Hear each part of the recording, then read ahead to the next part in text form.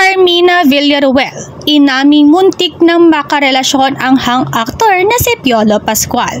Nang maghiwalay ang aktres at host na si Carmina Villaruel sa dating asawang si Rostom Padilla, inilaan niya ang kanyang oras sa trabaho para makalimutan ang masasakit na alaala na nauugnay sa kanya.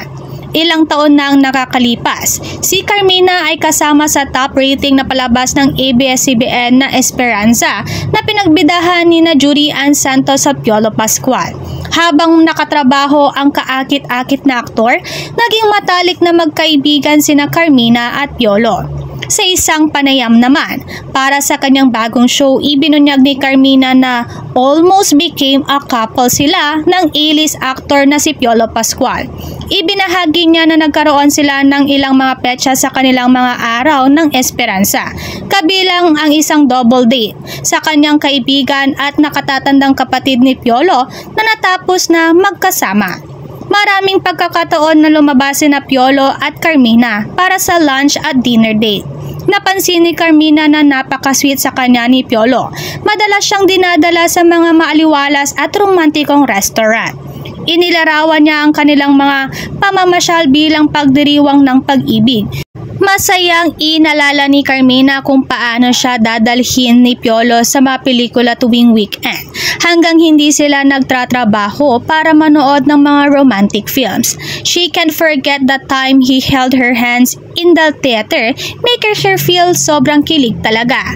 Binigyan din siya ni Piolo ng mga hindi malilimutang regalo para sa mga espesyal na okasyon at madalas siyang tinatawagan para sa pag-usapan ang iba't ibang paksa. Pangunahin ang tungkol sa tagumpay sa buhay at pagkakaroon ng magandang kinabukasan. Maligayang ikinasal ngayon si Carmina sa actor-director na si Zoren Legaspi, kasama ang kambal na sina Mavi at Cassie. Gayunpaman, sa kanyang kaarawan kamakailan, nagulat siya nang makita si Piolo sa mga celebrity na bumati sa kanya, kasama ang Broadway diva na si Lea Salonga na labis niyang hinahangaan. Inamin niyang minsan na in love siya sa gwapong aktor pero nakontrol niya ang kanyang damdamin. Natatawa habang nagkukwento.